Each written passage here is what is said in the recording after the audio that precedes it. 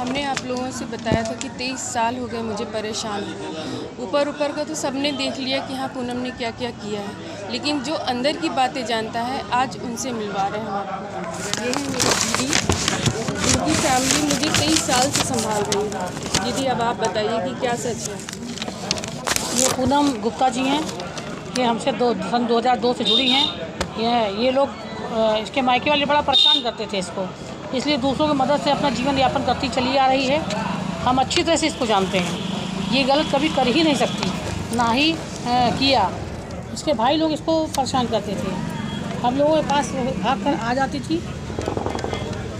अगर पूनम ने कुछ घर में विरोध किया तो अंदर से ये लोग प्रताड़ित करते थे।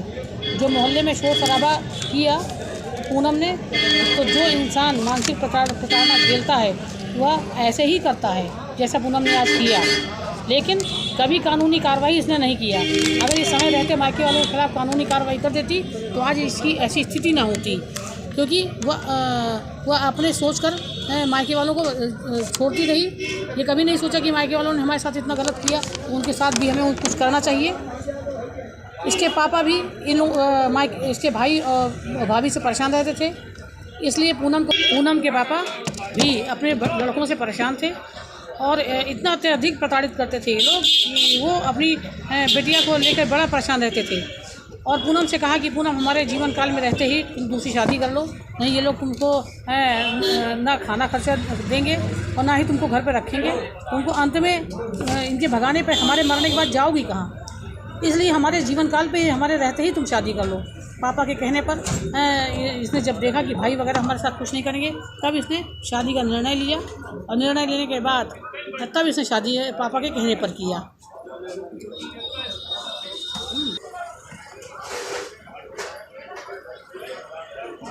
भाई भौजाई मोहल्ले वाले कह रहे हैं पूनम भाग गई, ये बिल्कुल गलत है, क्योंकि इस पूनम को मैं 23 वर्षों से जानती हूँ।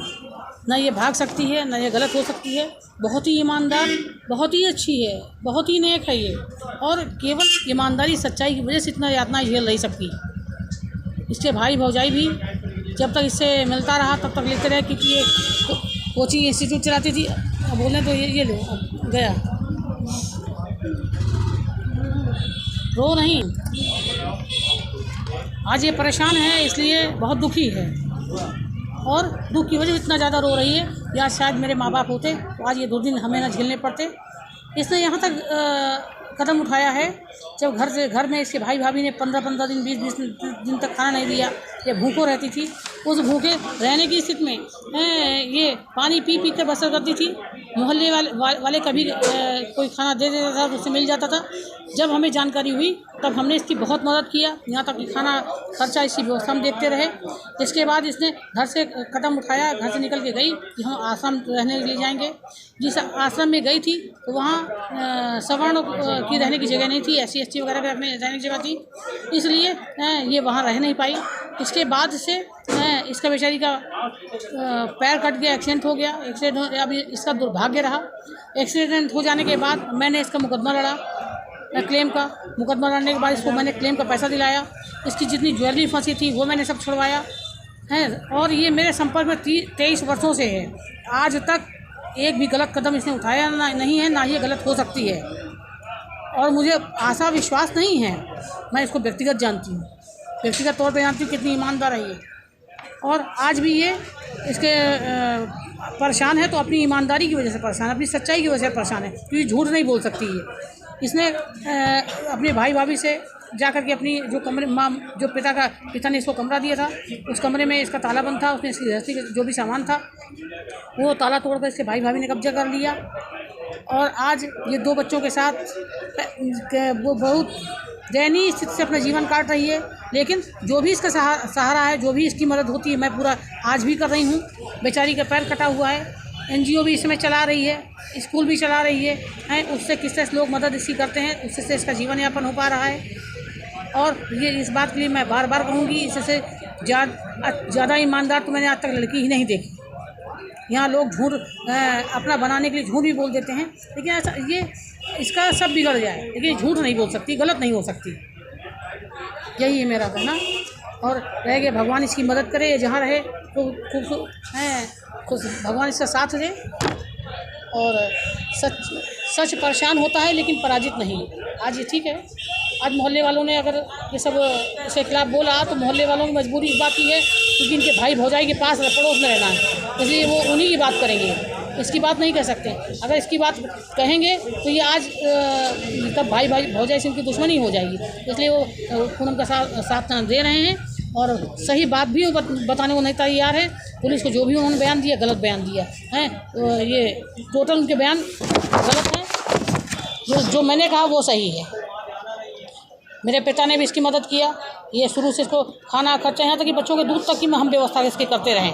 बच्चे से भूखों मरते थे, अब ये कहती थी दीदी आज घर में दूध के लिए पैसा मेरे पास नहीं है, तब हम इसके खाते में डालते थे। यहाँ तक कि वो प्रमाण के लिए इसका खाता नंबर मंगा करके मैं चेक करा सकती हूँ कि मेरे द्वारा कितना पैसा इसको बराबर जाता रहा। और यहाँ तक कि हम फतेहपुर भी आए हैं तो दीदी उसका तो हिसाब दे ही नहीं सकते जो कैश दिया गया है, क्योंकि हर चीज़ का प्रूफ इंसान मांगता है, कानून मांगता है, लेकिन कुछ चीज़ों के लिए सबूत नहीं होता, वो आंतरिक होता है।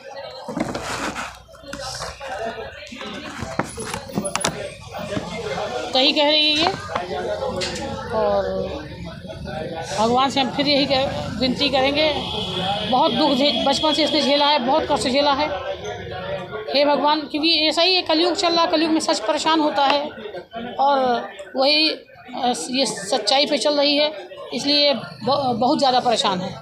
लेकिन भगवान इसकी मदद करे और आगे जो भी कदम ये चले, भगवान इसको अच्छा से अच्छा रास्ता इसको सुझाए, अच्छा से अच्छा इसको रास्ता दिखाए, जिससे आगे की डगर जो भी आगे का रास्ता इसके लिए आसान हो सके और कुछ अच्छा जीवन यापन कर सके अपने बच्चों के साथ।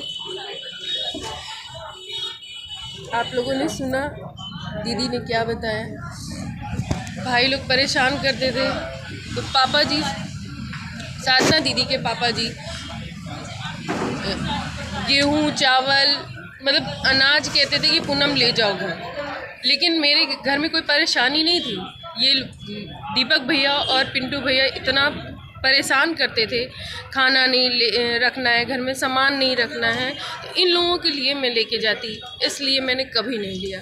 लेकिन जब सुरेंद्र ने ऐसी हरकत की तब से दीदी ने मेरी ज्वेलरी नीलामी में पड़ी थी वो भी निकलवाया, मेरे बच्चों का खाना खर्चा देखा, किराया दिया, मेड का दिया, सब कुछ किया। अगर मुझे गलत करना होता तो किसी लेडीज़ से क्यों मदद लेंगे, हम नहीं ले सकते। अगर जिसका चरित्र खराब है उसके तो 100 लोगों के साथ संबंध होते हैं, वो लोग करते हुए कोई लेडीज़ क्यों करेगी, कोई फैमिली क्यों करेगी, नहीं कर सकती। बस इतना ही कहना था।